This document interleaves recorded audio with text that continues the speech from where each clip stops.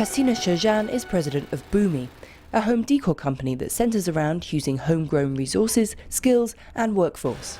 We are focusing on not only making money as a private company, but to have an impact on the life of the people here in Afghanistan, to create jobs and to have an impact on economic development. Hassina is a returnee to Afghanistan, bringing her considerable business experience back with her. Although she was away for 23 years in the United States, she never stopped trying to return and play her part in aiding her country. We left Afghanistan 2 months before the Russian invasion, and that's obviously why we left. The aim was to really come back home. You know, US never became home for me. Trading has been the main thing in Afghanistan, you know, and we don't need people to come and teach us how to do business in Afghanistan, because we know how to do business. It's not the Western style of business. We don't write a business plan before we start a business, but Afghans have been traders for all their lives, and they know how to do trade and quickly make money. Hassina's goal is to help in securing the future of Afghanistan by providing jobs which she believes are key in weakening the insurgency. We really need to focus on creating jobs for the young boys, for the men and the families, because if the men don't work and they feel the pressure and they feel their responsibility to feed their family.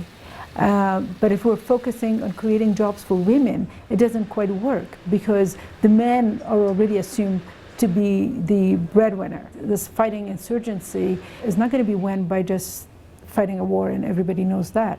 So, but if we can create jobs for these men to keep them busy, they won't have time to join the Taliban or the extremists. Failure is not an option in Afghanistan, and I think the world is really aware of that, because we already saw what are the possibilities and the danger of failing in Afghanistan. We all have to work together to find ways that this will work, and it's going to have to work. It's a continuous challenge, but it's very fulfilling at the same time. I really enjoy I can't imagine being anywhere else or doing anything else. Knowing that your existence can actually make a difference in one other person's life is a huge thing. This is Ruth Owen for the NATO channel.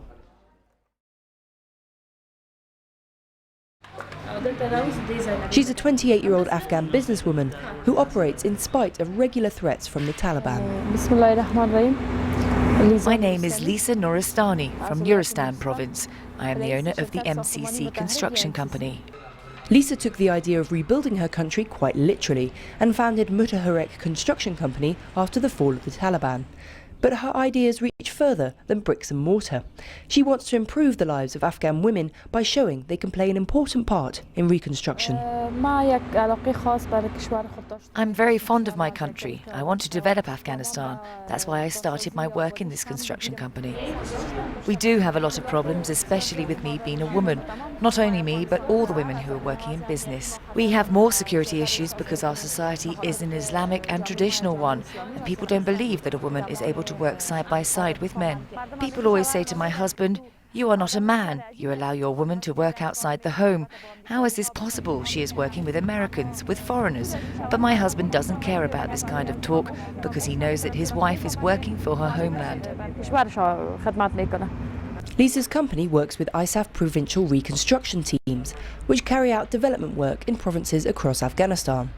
In Nooristan, Nangarhar and Kunar, she's overseen the building of roads, canals and numerous schools. It makes me very happy, and I'm thankful that these donors gave me the chance to construct this school. My happiness has a couple of reasons. The first one is that female students who graduate from this school can join universities, become doctors, engineers. And the second reason is that our country is now reconstructing. Before, we didn't have high schools here in this district. Having a high school here is like a flower between thorns. But success in Lisa's life also attracts danger. She's recently received threat letters from the Taliban, warning her to stop her business and not to appear on any media. Despite this, she insisted on talking to the camera. The threat letters that I received, I felt very bad about them because the people that threaten me are Afghans. They're not Pakistani or Iranians. They're our own people. They don't want Afghan women to work outside their homes, to be developed, to take part in society. It's obvious that I feel bad about it, but I still fight against it because they are still my brothers. I still respect them, but I'm not afraid of their threatening letters. This is Ruth Owen for the NATO channel.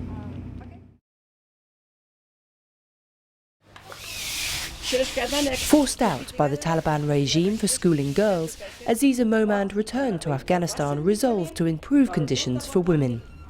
She hit upon a business idea that would provide employment, good sales, and still give women the flexibility to look after their families. One day I was going around Kabul market and I saw a guy who had a ball with him. I asked him, "Are you selling it?" He said yes. So then I said, "Did you make it by yourself?" He said yes. I learned this field when I was a refugee in Iran. I bring ball pieces from Pakistan and sew them here and then sell them. Whether it's national market or international, everyone likes to have a ball. Whether it's football, volleyball or soccer, anything. Each and every one, from a child to a grown-up man, has one of these kinds of balls at home. All of these employees you see, they usually sew their balls at home. But today, because of you, we wanted them to come and sew the balls here. They also have their home chores and school studies to attend.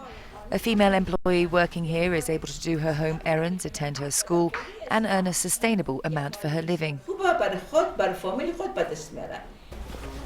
Aziza's company, Muscaball, is the first ball-making factory in Afghanistan. Its success stems from her management skills that are equally businesslike and ethical. When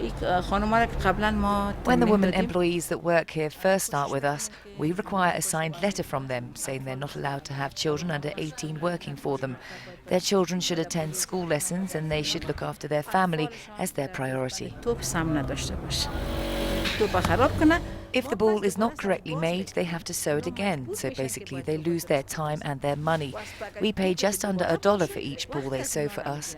Sometimes we send our monitoring team to their homes to check if they're following the guidelines in the letter they signed. If they are, then we are happy and we provide them with small rewards.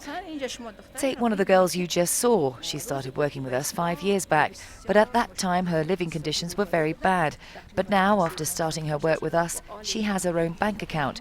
She's helping her family buying stationery for her little brothers and sisters and is living happily. With a recent order of 7,000 balls for the United States Air Force, Aziza's business is flourishing. But the greatest reward for her is playing her part in bringing peace to Afghanistan. When I was a refugee, I experienced many ups and downs in life. I know how it is for a woman to live lonely or without a breadwinner in her family. My aim is to help these women in Afghanistan, to make them breadwinners for their family, because we have so many widows and orphans here. When you have a good source of income in your family, you don't have violence and fighting, so there is peace. That's what we all believe in. This is Ruth Owen for the NATO channel.